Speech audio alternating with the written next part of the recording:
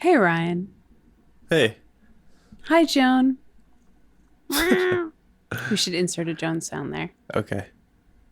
I gotta record her doing her little squeaks. Which ones?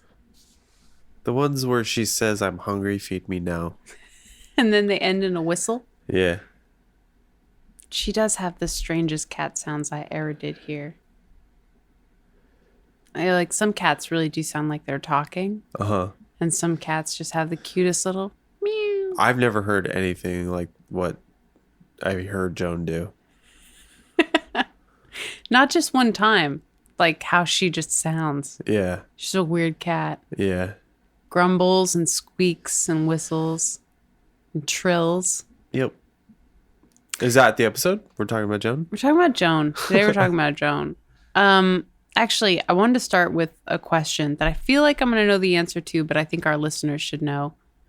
Ryan, have you ever felt like your city hates you? Not just my city, my everything. No. I feel like everything hates me. No. Yeah. Dreadful. Dreadful.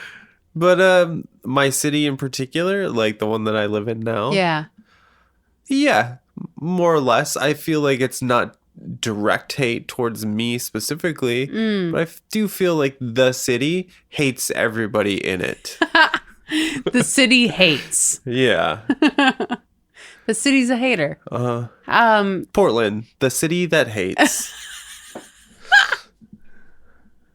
Yeah, that's how I feel. And then there would be like posters that would say PDX H8S. Yeah. PDX hates. You know? Well, because like drive down any road in this city and it's just full of potholes. It's not, some of them aren't even roads, they're just dirt. So you're like bouncing around, like you're off-roading essentially. And every time it's like, fuck you, fuck you, fuck you. That's what it feels like the city is telling me for driving. I love that part of Portland because my brain is like, they warned you, but really they said unimproved roads. Yeah. Unimproved implies there was a road there before. That means what the horses and buggies rode down. Since then, it has not been improved. That's exactly what it means. Yeah. But they intersect actual roads is the weird thing. The reason why we're talking about this, Ryan, is because some cities and more all cities are just getting fucking mean. Mean cities. Out in these mean streets. I was kind of pausing. I thought you were going to do the padown. I was just about to. Oh, sorry. I ruined it. We're about to padown up on these mean streets. Padown. Oh, you don't even know.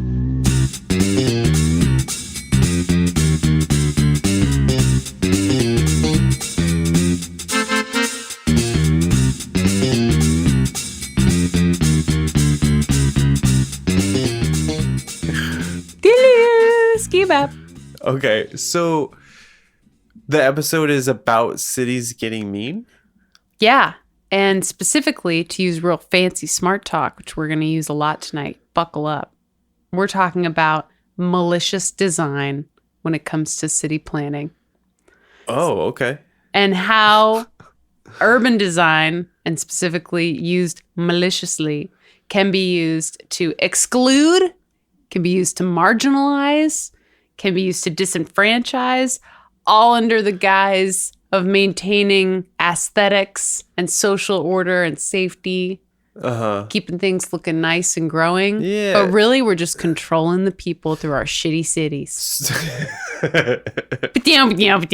Oh, we could do it there. So is this how we got the wrong side of the tracks? No, this is how we kept the wrong side of the tracks wrong. Oh, okay. And made the wrong side of the tracks Wronger. And in some cases, just when the wrong side of the tracks was looking kind of right, we took it away from those people. We took the right away. We took the right away. You know why I love you, Ryan? You're Why? always choo-choo on board for the metaphors and the bits. That's right. All aboard. I got my ticket. Round trip. To paradise. 2 tickets to paradise. How they influence behavior. Uh-huh. How they maintain social control. And it's all very intentional. It's all part of city planning. It gets political. It gets dirty. It gets downright sicky, sicky, nar. Okay. All right. All right. So can I ask a question before you get into it? Hit me with it. Are you at some point going to define the they? The they. Because the city could be, is like people, right? Sure. Making decisions. So Yes. mayor, city council, etc. Bingo. So when you say they, are you going to be like, is that who you're talking about? That's what we're talking about. We're Okay. talking about how city planners and city designers either hired by the city Yeah. or county, but we're going to be mainly talking about city planning and city design, and how those design people and those planning people, those strategic planning people, use these techniques that we're going to talk about to fuck with us on purpose. Okay. Yeah. Cool. In order to control us and in order to put their money where they want it to be. All right. Hit me with it. All right. We're going to talk about 4 main types.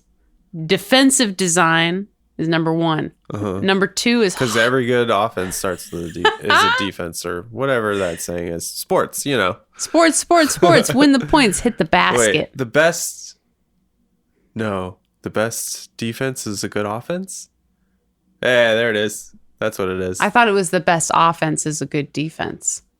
That could be also true. Sports. Anyway. Defensive design. Right. Number 2 is hostile architecture. Cool. Yeah, doesn't that sound kind of boss, actually? Yeah. Number 3 is unpleasant design. All right. And number 4 is malicious design. So that sounds like unpleasant design 211. Yep.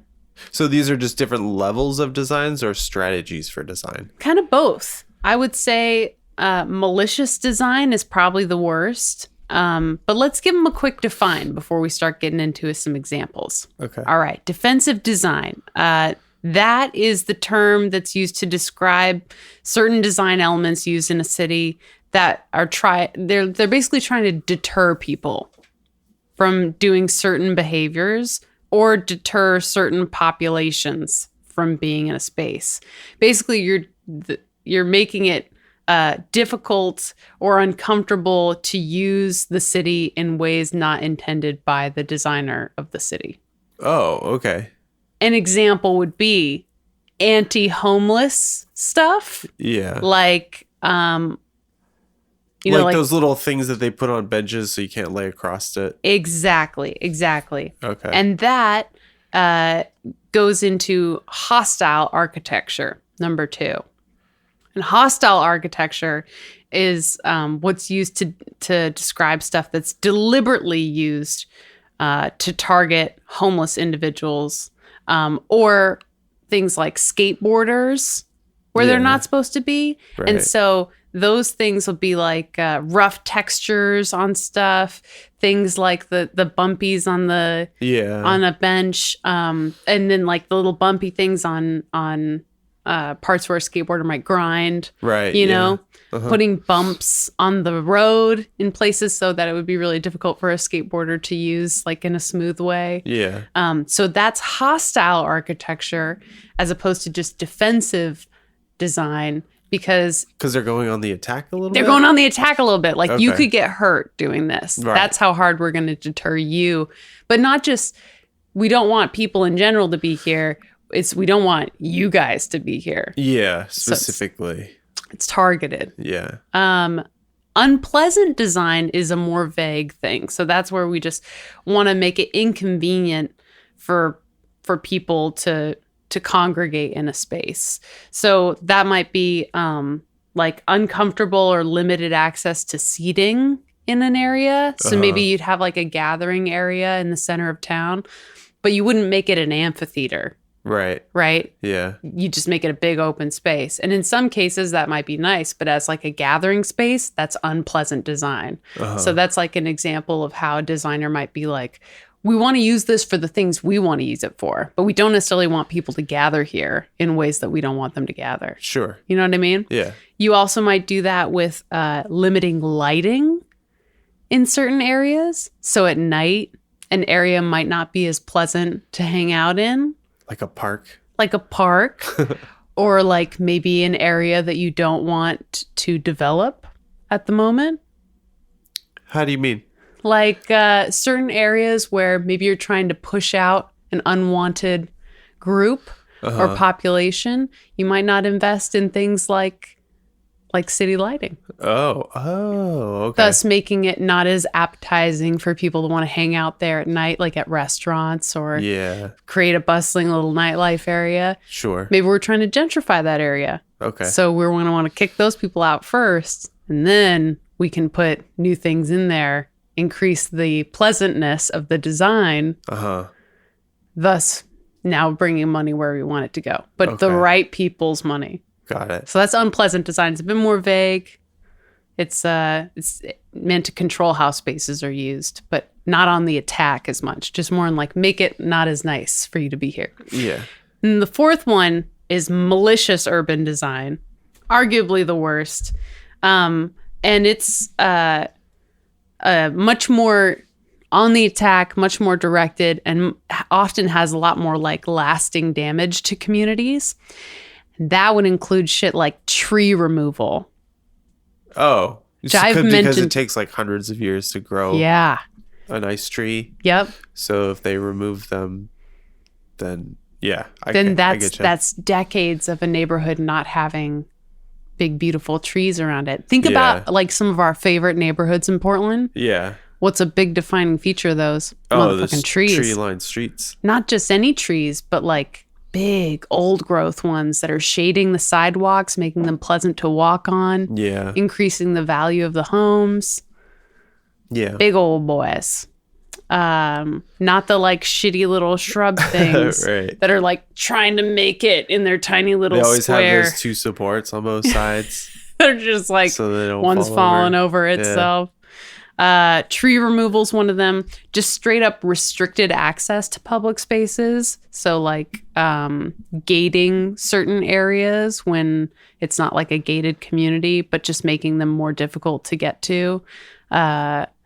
Reducing public transportation in certain areas be one of them. By not having public transport in a neighborhood, it makes it more difficult for people to get to jobs. Thus, more people aren't going to be able to live there. Oh, I see. Yeah. Okay. So you remove those things on purpose to control people specifically. And hostile architecture does kind of fall under, of course, the malicious urban design situation. Yeah. So those are kind of our big four, our big topics. And we're going to talk about some examples as well. Give me your thoughts. Do you like it? Don't you like it? Well, I'm kind of in like with malicious design because, I mean, I don't always agree with it, but it knows what it wants. And so that's what I'm looking for. I'm cooling a little bit on unpleasant design just because it feels a little wishy-washy. Like, not like malicious design. You like a design of conviction. Right, exactly. And, what's unpleasant for some might be very pleasant for others. So, what is that? What does that even mean? Can't please everybody. You can't. Those are fair points, Ryan. Well, so when you ask, what do I think? Like, what do you mean? So like, let's talk about some of the design elements in a city that are used to restrict certain people. Portland, hot topic, where we live, has quite a large unhoused population of folks that through intentional city management have been kind of led here by other cities and other places. Yeah. And because of our generous, although to my knowledge, not that much more generous, like poverty relief programs here and welfare relief programs here. People stay here. It's not as severe in terms of weather and stuff. Like there's lots of reasons why people end up here, and a lot of them are intentional by city managers. But for all those reasons, we have quite a few people living unhoused in Portland. And some of these measures we've seen in Portland used to try to restrict people. Like, and in places like New York and San Francisco, like LA, you know, they'll have the extra armrests in the benches, or they'll have curved benches. Yeah. And they'll be like, we're doing it for the looks of it, guys. But everybody knows. Yeah. Like, what do you think about those kind of measures as ways to deter people from being in certain spaces? Well, on one hand, I can kind of see how something like that would get started. You know, when city planners map out kind of what that space is going to look like. It's sort of their art. You know what I mean? Yeah, totally. And they have a vision for it, and they don't want to deviate from that vision too much. And that you can say that about any kind of artist. They have an idea. They have a picture in their mind of what this is going to be, and they don't necessarily want people to change it. Sure. As much as like maybe a city planner is, I guess, more of a by the book profession, if that makes sense.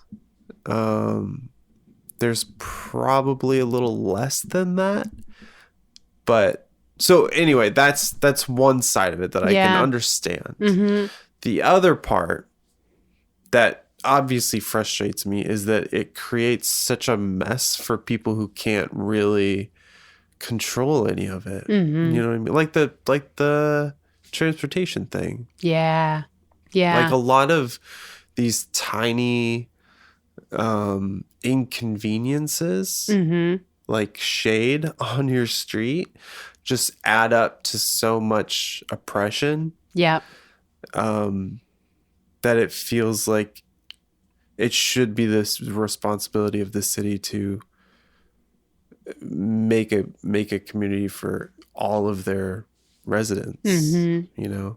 So I think that trumps the other part that I explained first. Oh, you know, sure. the art, Yeah. You know, it's sure everybody should have some sort of creative expression, but when it's at the expense of people's quality of life, then I don't agree with that. So that's a really long way to answer that question. But it's thorough, and that's what I wanted. That's basically also kind of a cop-out take, in my opinion, on the part of the city. Because on the one hand, you know, you'll have people asking for the mayor or city council to take action, right? Right. Whatever that means. And most people don't have good solutions for what taking action looks like. So when the city goes in and clears these people out, you know, in quotes, buses them off somewhere else, or puts them in jail, or takes them to a shelter, you know, like they clear it out to make it available for whatever the designer originally intended. That's a lot. That's a very intense engagement of that population that, like you said, like often is kind of stuck in that situation. And not like they're given too much support out of it either. Sure. Part of which is just getting a good night's sleep in a safe place.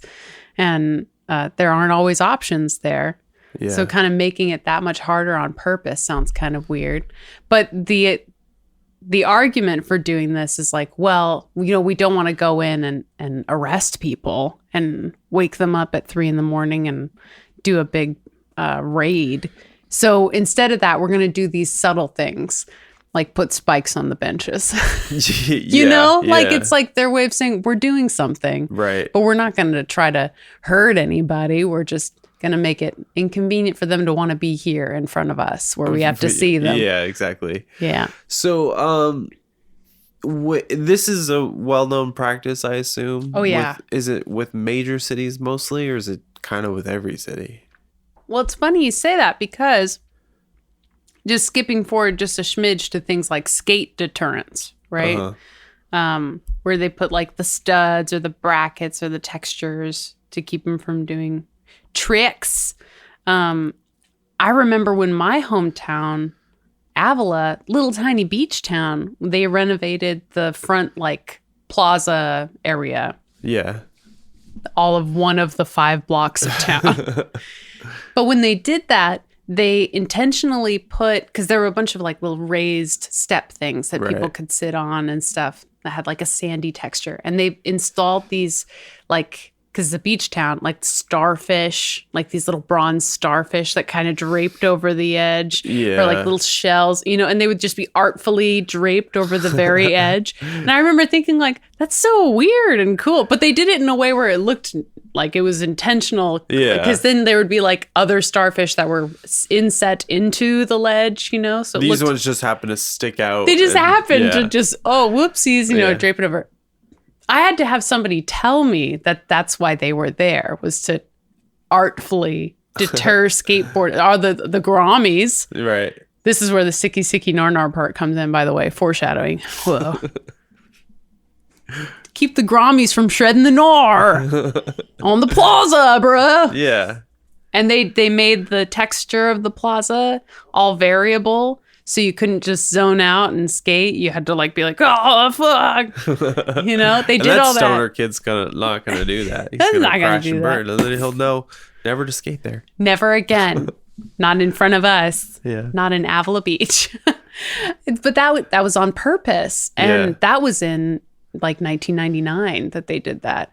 Tiny little town. So not just big towns, not just recently. This has been a thing. And really, things like this have been around since people have been building communities. Like in civilization history. Okay. We've intentionally designed our spaces that we occupy to exclude certain people and include certain people and draw people to places and draw them away from other places to make certain areas defendable and certain areas attackable, you know? Yeah. And to try to keep the riffraff out.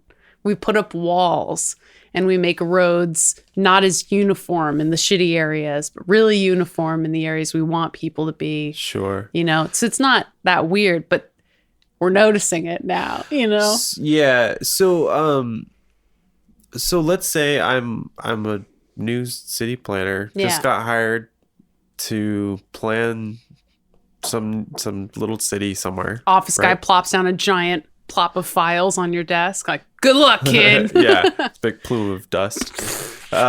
So is the directive these 4 strategies are what you're going to employ when you design our city? Go.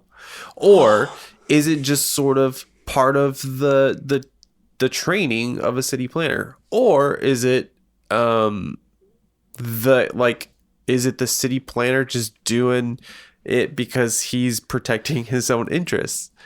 There's a lot of, I guess, people involved that I'm still kind of lost at how everybody's just going along with it when it doesn't work for everybody. You've seen Parks and Rec. City governance is so complicated and weird, and like just knowing the little bits I do know about city governance in real life, from a first person level, having seen a couple of meetings and hearings and like public voice interest group things. Like it's messy and it's absolutely driven by the initiative of whoever's doing it. Our lovely friend that is the mayor of a town. Oh yeah. He's not mayor though anymore, is he? He is. Still? I thought his term was up. Oh no. Or did he like pull some kind of Constitution BS? He's like, I gotta run again, guys. Can't leave it like this. And they're like, all right. I believe now, very much like in Parks and Rec, that part of his career is suspended while he runs for a higher office right now. Oh, which he is doing. Okay, so he is mayor running for something bigger. I think it's like state state something. Yeah. State councilor. Okay. I don't know. We should have them call in. That'd be fun. Hey, if you're listening, call in now. Listen to your constituents. Yeah, exactly. Yeah. We'll stitch it in. It'll sound natural. Yeah. Perfect example of somebody who was just a normal guy and then decided to run for office. Yeah. And now he's doing what he's doing. And it's all about what people's personal initiative kind of drives. However, they are responding to the political pressures of the moment. So a city like Portland is going to have a lot more conversation in the city planner's office about malicious design than, I don't know, Monterey, California. Although it could be like a similar level of interest, but just for the sake of like preserving it, making sure, because especially in a town like Monterey or Santa Rosa, they probably don't want a lot to change, and so they're maybe planning in defense of it, you know? Yeah, that's a really good point. When we talk more about gentrification, let's come back to this. Okay.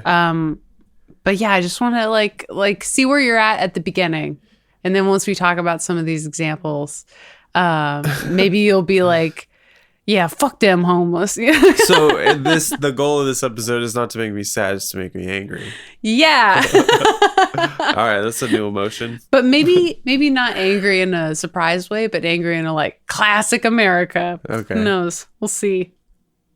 Okay, so the hostile planning technique that always gets me the most is the tree removal thing. Yeah. Because removing old growth trees from like a neighborhood where people live, not only does that like make it a totally not as sweet, cool place to live, but also it impacts the environment. The soils get all fucked up. The native populations of like songbirds and little critters, those get all fucked up because a neighborhood is like a really safe place for a lot of wildlife to live. Yeah. Even with the cars and even with the people and stuff, like there's just going to be less predators. Yeah. The competition for food is different. You know, you get access to trash and stuff. Like it changes a lot. But right. the part of that I always forget about is how much trees do to maintain the climate of a neighborhood. Yeah. Oh, yeah. Isn't there like a thing, like some sort of phenomenon that happens in like downtown city center? Yes. areas? Oh Yeah. my God. I'm so proud of you. It's called the urban heat island effect. Yeah.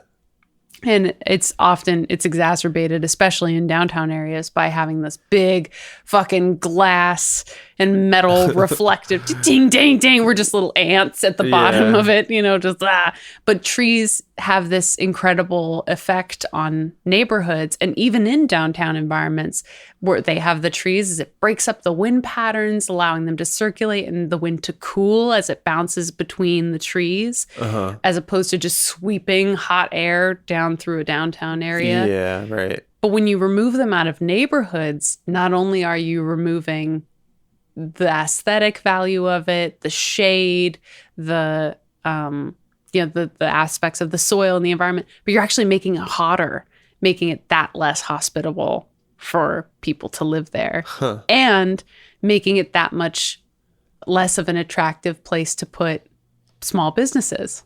Sure. Yeah. That those unwanted people might want to put in the places they live. Yeah. And it's used as this very strategic targeting thing to get people out of there so that you can gentrify it as quickly as possible. Because otherwise you're just having to wait and hope that these people don't see how valuable their shit's going to get. Yeah, right. Isn't that terrible? It's That's basically awful. the same technique as the hotel company that shall not be named that I was telling you about the other night Oh, yeah. that had long-term tenants staying in the hotel they wanted to renovate. So they just made it as a living hell for Yeah. them to live there Yep. until they finally just gave up and moved out. Right. That's basically what you've got going on here. Wow. Diabolical. Isn't it? And like big cities, like parts of Los Angeles, Phoenix, they've either removed trees or not planted them. Like they've planted them in a city area and then just stopped right where the low income area starts. Yeah. They just won't plant them any further over there. Wow. Isn't that gnarly? That's pretty bad. This might be a stupid question, but it did occur to me while you're describing the benefits of trees in a neighborhood. Yeah. Is there any study been done or research around just the air quality in those areas? Oh, I'm sure there has. Better or worse? Because let's say you're in a neighborhood that they've either stopped putting trees or removed them. Mm-hmm. That's going to be a lot of your, like, most of the plant life that's doing the work for, like, CO2 and stuff. Yeah. Trees are doing a heavy, heavy lifting in that area. So if they're gone, then that just means that, I mean, health reasons, like the health of that community then starts their to literal decline. health. Right. Yeah, totally. I am certain that those studies have been done, and I would be shocked if that wasn't like testable, you know? Yeah. Like I bet that you could quantify that impact. I bet you that's could had. too. Like pretty simply. X-rays looking black. Yeah. I just thought that was interesting. Hell yeah. It's crazy how devastating that is. And crazy how gorgeous and beautiful neighborhoods become when they're surrounded by trees. I mean, we're like so in a hurry to get to the future of flying cars and, you know, these glittering glass utopias that we live in. But the ones that are like truly idyllic, to me, I mean, you could even ask like fucking Mid-Journey Image AI, like, and I don't ask that anything. like an ideal future city, they're gonna have like Gardens of Babylon shit happening, right? Yeah. You know, like we're fully integrated Yeah. between nature and humanity, like Wakanda. fucking like Wakanda. Yeah. That's so we just need exactly right. vibranium and then we're set. That's exactly right. If we, well, and you know, a lot of people would say nuclear power is our vibranium and we just need to deal with it and practice I don't think safely. you can make a shield out of nuclear power. Just ask America why they're not down. Have you seen those pictures of actual little towns in like Switzerland and stuff where they're just butted up against this big fucking majestic waterfall thing? It's just in their backdrop. Oh, Have you seen this? I mean, not specifically, I don't think. No. I used to know the names of these towns that I've seen photos of, but they're real. They're real. They exist. That to me is perfect. Like perfectly working with the natural features Yes. of it. Oh, yeah. Yeah. Yeah. But we want it all. We want access to all the things, Sure. and we want it as quickly as possible. When I first moved here, I was of the thinking that Portland did a good job of sort of integrating into the topography. Oh, yeah. Mm-hmm. And I suppose they do a better job than most. lots of cities. Mm-hmm.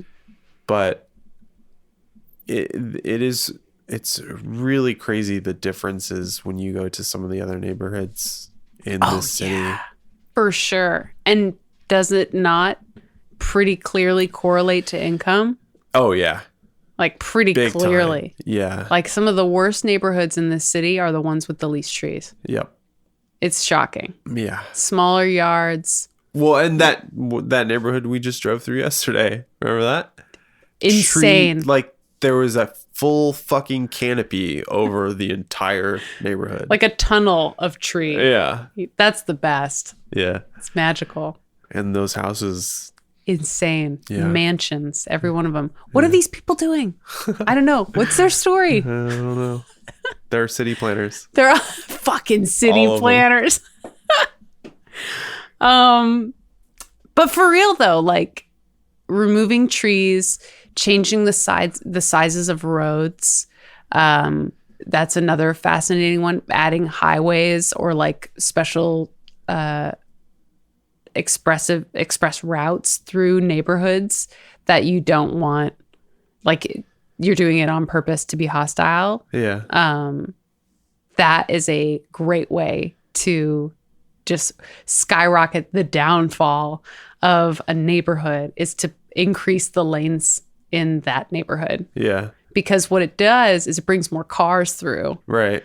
And the more cars there are, the less, like, the lower the value of the homes there. Because no one wants to live on a busy ass street. Sure, yeah. Usually. Unless it's like a really bopping downtown area, but not usually if it's in the middle of a neighborhood. Yeah, if there's like 4 lanes of traffic that you have to cross to get to the other side, that's... Arguably, even this road that we got right here, you know, is a kind of a major thoroughfare. If it was just 1 lane or smaller, then, or you had more access routes through, then it might be different. But it makes it a lot less safe to be a walkable neighborhood.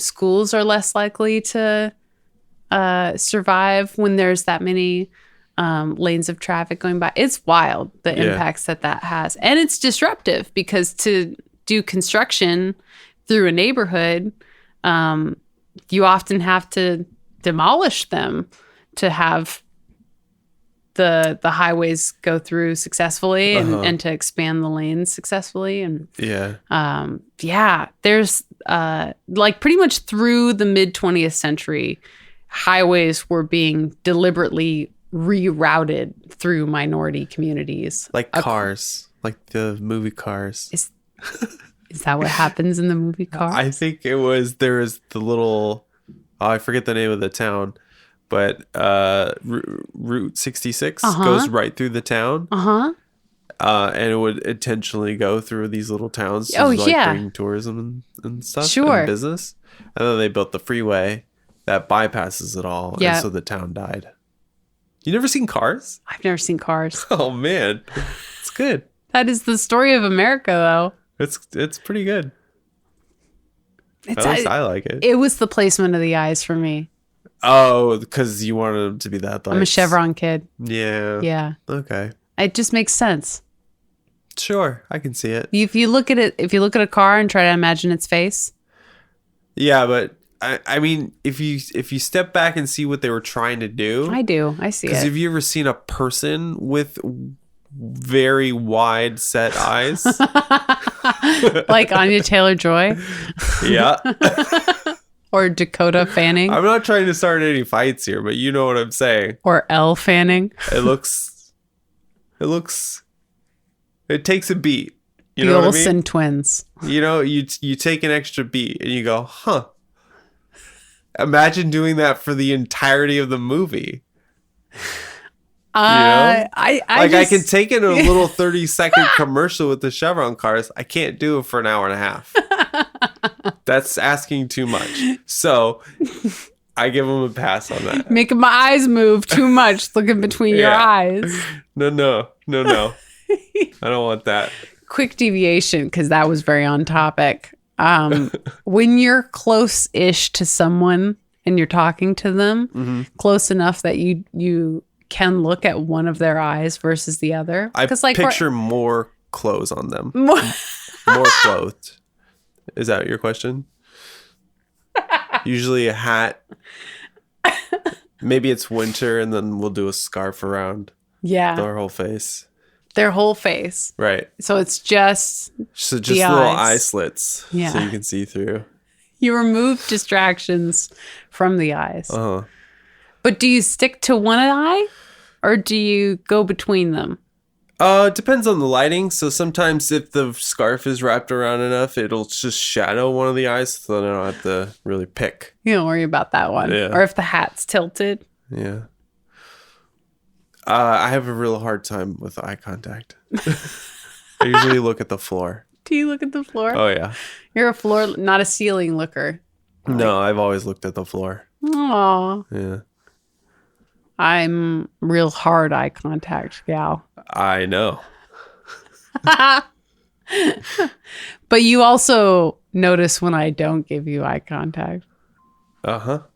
Because it's not often that you do that. Or don't, rather. Keeps it exciting.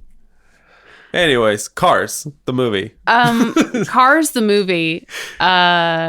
Radiator Springs. Got it. Radiator Springs. That's the story of cars, and that's Everybody the was story. yelling at their car radios while they were listening to me. Because my dream is that this is a radio show and people are listening to it on Live? their drive to Well, work. they are listening to it on their drive to work, just not live. Oh. Yeah, but they are. Well, call in, That's- tell us what you think. And tell us how you're listening to this. Is it on your way to work, or are you going somewhere else? Sorry. Where were we? Just going through all the different ways that the cities be fucking. Another one that kind of has to do with gentrification is the term urban renewal. Have you ever heard that? Uh-huh. I'm under the impression that it's a good thing. Is it not? It's like, it's like when they take a big ass eraser to a neighborhood Yeah. and they're like, this was cute, but let's start over and make it unaffordable. Oh. Is that what that is? Yeah. Oh. Yeah, that's basically what it is. That's not good. It's sometimes also called slum clearance. That's very much not good. Yeah, and it's basically the demolition of minority neighborhoods under the guise of renewing urban infrastructure. Goodness. So that's when So- developers come in with a bunch of money and stuff, right? And usually it's without adequate compensation of the people who were living there originally or relocation plans for them. Yeah. Yeah. Can I ask a question? Hit me with sort it. of related to that? Yeah. Because I had a really lovely conversation with Samantha. Oh, yeah? Because she was looking at this neighborhood in Chicago to move to. And I guess she was talking to a friend about it who's from there, who's from Chicago. And they said something to the effect of, oh, I hate that more people are moving to that neighborhood. Sure. It's getting gentrified. Yeah. And we both discussed, one, it's like we're Mexican, and so she would want to move into a Mexican neighborhood. I don't see how that's gentrifying it necessarily. Sure. Yeah. But that led me to this other thing that her and I both talked about that we're on the same side of, but I wondered if you had an opinion, and it's kind of related. Yeah. But like, just because somebody moves to a neighborhood that is typically considered like on the lower income side, like you're talking about, does that count as gentrification, or is it only when people come in with a bunch of money with the expectation of flipping houses or stuff like that? Because to me, in my brain, those are two separate things. Yeah. But how I guess, like, how is it officially defined? This is such a good question because I was just going to answer you with what I think it is. And I'm going to do that as I look up what the actual current definition of gentrification is. So my personal guess and take is that it's like a mix of both. Like gentrification is both a process, like an intentional process, and also maybe a commentary on racial diversity or undiversity, depending on the process of the gentrification. And because it could be like adding new ethnic groups to a predominantly one monotyped ethnic group area. Yeah. Or it could be replacing one ethnic group with another.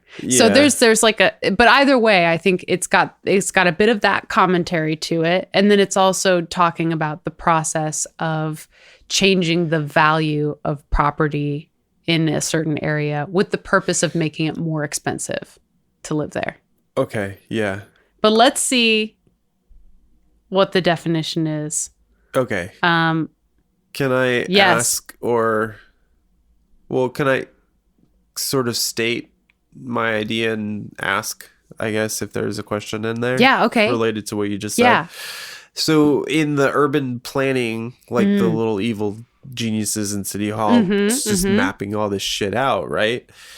They're I guess for specific areas is sometimes their intention to modify it so that it invites specific types of gentrification. Oh yeah, totally. Yeah. But then doesn't that mean, well, I get, I'm still putting it in the context of the discussion Samantha and I had, because like there are just sometimes people need to move to a lower income area who happen to be of a different race than the neighborhood typically has.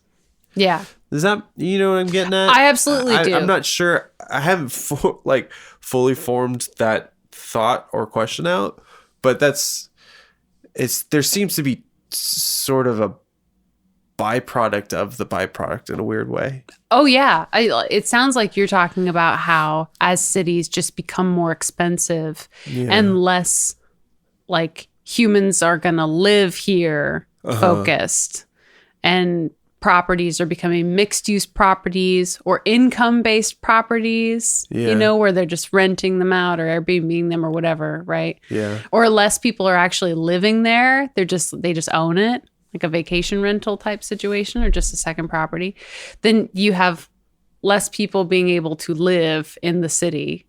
Thus, they're having to move to the areas that were formerly just historically on the outskirts of the city. And that's where we have found a lot of our low income and often more racially mixed or less white dominated areas. And those areas are now having to be encroached upon by the people that are now being forced out of the city itself. Yeah.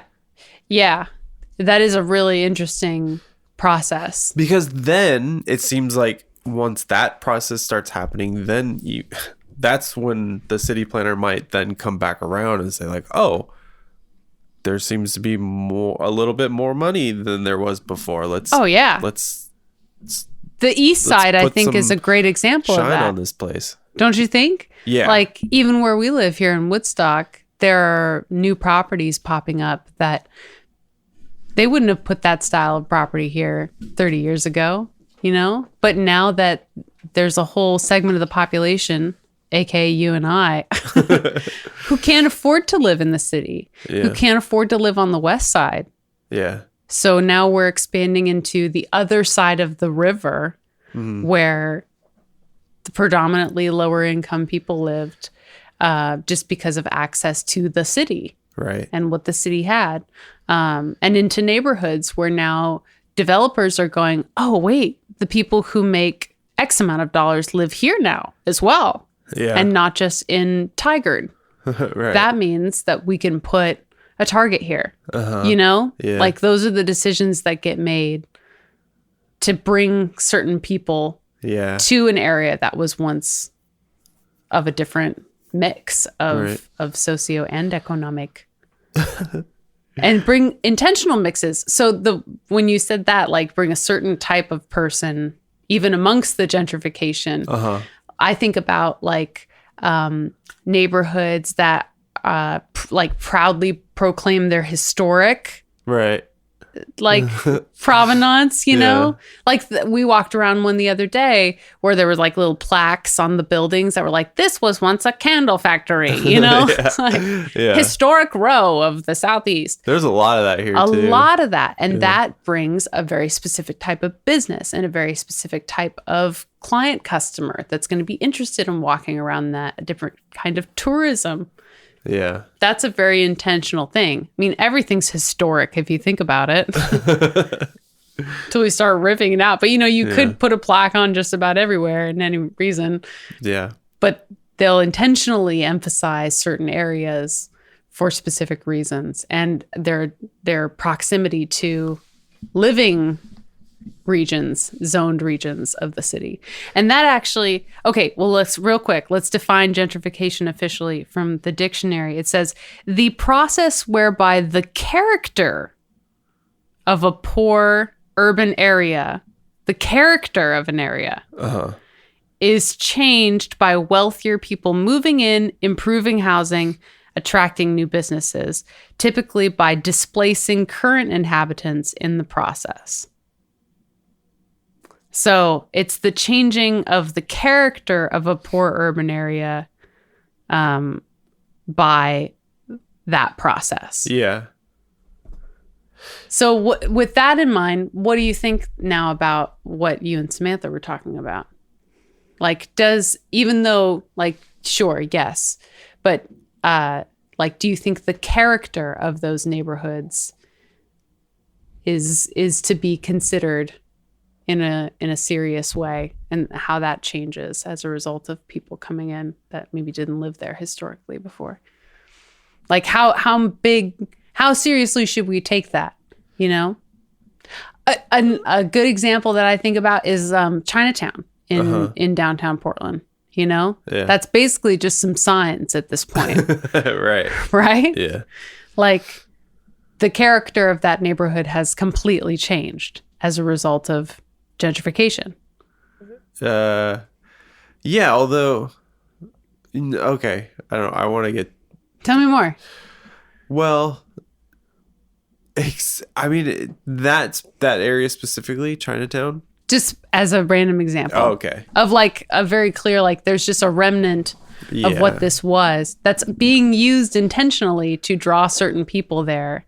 But also the character of that actual neighborhood has changed as a result of the city just becoming too expensive for people to live in. Yeah. So now the things that are actually in those buildings have almost nothing to do with Chinatown. Yeah. So I would say that in the Samantha example, that if that were to continue happening, I don't see that as gentrification. And not having anything to do with race, because there's nothing to do with race in that definition. Right. But I think a lot of people assign race to it when they use that word. Yeah. But in the Samantha example, she's moving to that neighborhood because it's what she can afford. Right. Yeah. Right. And so everybody who lives in that neighborhood are of similar financial means, which means that character wouldn't change if other people, like, with the same amount of money, I don't know. Yeah. As I'm saying, it feels weird to just sort of characterize everybody by the amount of money that they have. But that's how cities are doing it. Yeah. And that's the context of this conversation. Yeah. So in that sense, I don't see it changing, because I would think that, like, as long as the people that are going to that neighborhood are still of the poorer urban class that has been living there. Yeah. There's just more of them coming there. That's just the neighborhood doing its neighborhood thing. That's the neighborhood evolving naturally. Yeah. Yeah. Right? I mean, because I said, there's a reason she's looking at that neighborhood. It's because it's what she can afford. And if people who live there are living there because that's what they can afford, right, then that is... They're also the retail character. workers. Yeah. Yeah. They're also the restaurant workers and stuff that have been living there forever, but just now more people are having to move there because the ones that were living in the city can no longer do that. And the city's getting busier. I'm kind of squirmy as we're talking about this, because I don't want to come across as, like, judgy or anything. I don't think you do. I think no, it's one of those things that as soon as you realize just how much it's happening on purpose, the squirmier it feels, you know? Yeah. Because you're like, well, surely I'm contributing to this somehow by enjoying the city. Sure, yeah. Man, like, just to kind of bring it to our own real life situation. Yeah. Like, I really like living in this neighborhood, as kind of hood as it can be sometimes. And then I do feel a little bit guilty because I actually enjoy it. And I wonder if I'm, like, part of the problem because we're not old. No. You know?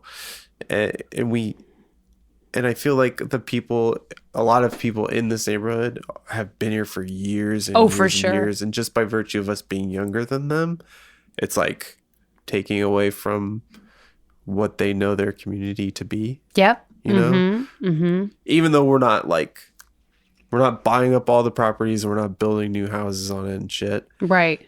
However, However, so we're not contributing to that. Our home, Yeah. right, was not originally purchased for even a similar amount to what it was purchased this time around. I know, and that too, like that adds to the guilt factor. Like that is a very real thing that that we're contributing to by allowing that price to be a price that house sells for.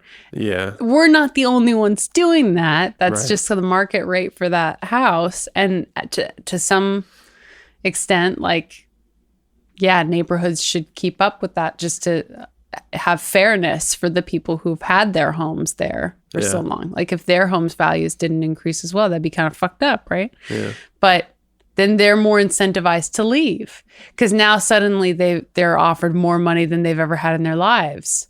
And they could take that and move somewhere that's not that bad still, you know? Yeah. Like, well, okay, then we'll go to fucking Canby. Nobody wants to go to Canby. Yeah, but we will eventually when fucking Southeast becomes too expensive. Do you know what I mean? Yeah, I So do. it's just sort of the natural progression, but it's also very controlled and very intentional. So like speaking about mortgages and stuff, there's something called redlining. Have you ever heard that? I have. Have you? Yeah, I bet but you would have when you've been doing your mortgage stuff, maybe. So redlining, it's like if Monopoly had a rule where only certain neighborhoods can build hotels. Like only certain people, Yeah, too. there's just those two sides of the board. You know which sides I'm Yeah, talking it's like about. you're never getting a loan Yeah. on Baltic Avenue, my Right. friend. Good luck. Yeah. Yeah. So it's when banks deny mortgages or insurance to people in certain areas based off racial or ethnic or monetary composition. So Yeah. you're essentially segregating communities by access to homes and businesses, Yeah. the ability to purchase, like purchasing power, Yeah. and depriving them of investment in the first place. So they can't grow their wealth and they can't invest their wealth, Right. but you're doing it on purpose. Yeah. So, like, for example, in the 1930s, the Homeowners Loan Corporation, big one, HOLC, they created maps that marked minority neighborhoods No, in you never red. write it down. You never put it on the map. Don't write it down, guys. And they That's Bush League. used red. They used a Oh, red no. pen, Was it permanent marker? permanent marker. Idiots. Use a whiteboard at least. They if you're did it gonna write on the down. map. They drew directly on the map. They Bunch of didn't even do the dummies. projector thing with the dry erase. Did they sign it? Did they put their name on it? Greg was here. Fuck. Did you like that? I liked it. So yeah, they did the red paint over minority dominant neighborhoods to specifically mark those ones that as having high risk for mortgage lending, My goodness. regardless of any other factor of actual employment or of income or assets, Yeah. diversification. So this happened a shit ton in places like Chicago and Detroit, where they took thriving areas of the city that were just happened to be thriving with Black people, for example. Yeah. And then they made it impossible for them to get loans by having the bank specifically target those neighborhoods. Even if someone from that neighborhood wanted to build or invest in a shop across town, they couldn't get a loan because they're from there. Crazy. Isn't that gnarly? On purpose. Totally on purpose. I'm laughing because of the face you just made. It's too bad we didn't have the camera running. So redlining is really similar to zoning laws. You heard about zoning laws? Yeah. It sounds so boring, doesn't it? It's like fucking zoning. Like you can't live here because it's zoned for business, that kind of thing. Yeah, exactly. So you might have a thing where it prohibits multifamily housing in certain areas. Like you can't have a bunch of people living in the same property. by making it so you can't have businesses in one area. It's just residential only, which might limit the ability of a smaller minority dominated community to be able to support themselves with access to food and things like that. Just food and stuff. It's like the city going like, we're a melting pot and we keep the spice rack over there. Come to Portland. You can see it. It's over there. Can I ask a question as like a sort of wrap up? Hit me with it. Are there any cities that are actively not doing this? Oh, well. That you know of? That I know of? Yeah. Honestly, no.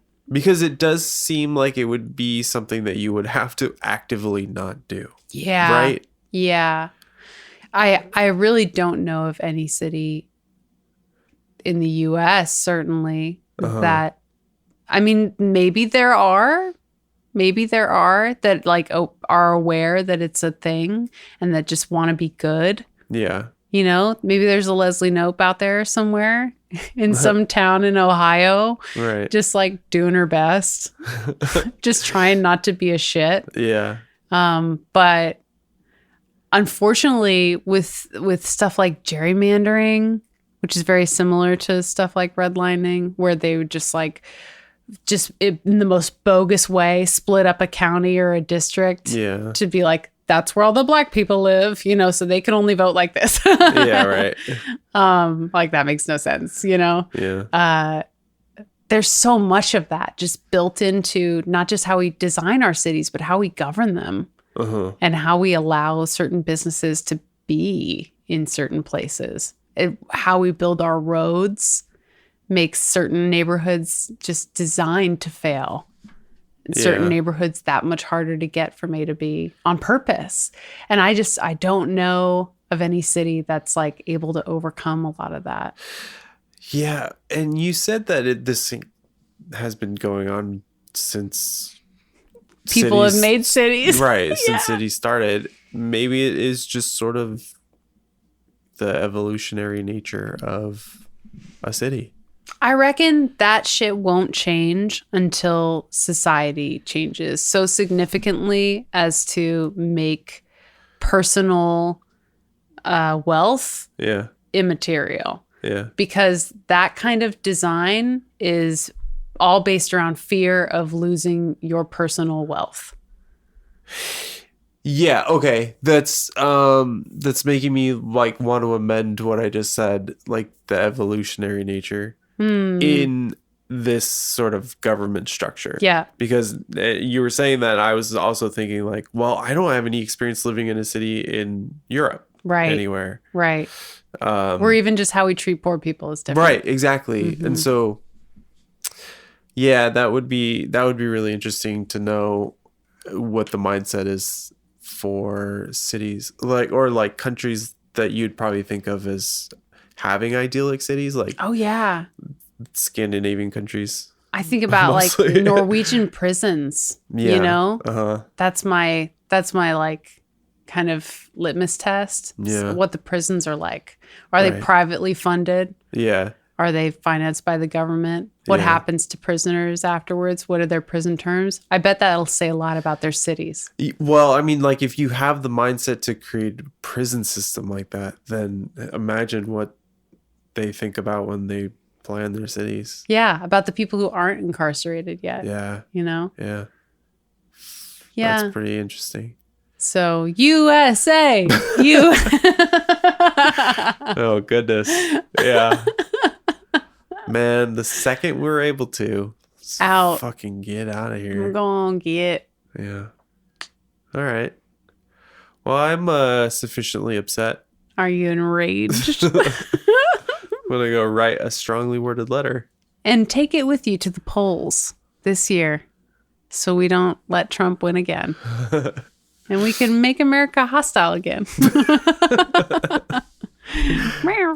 Cool, kid. Anything else? That's it. Now you know. All right. Thanks. Yeah. Bye. Bye.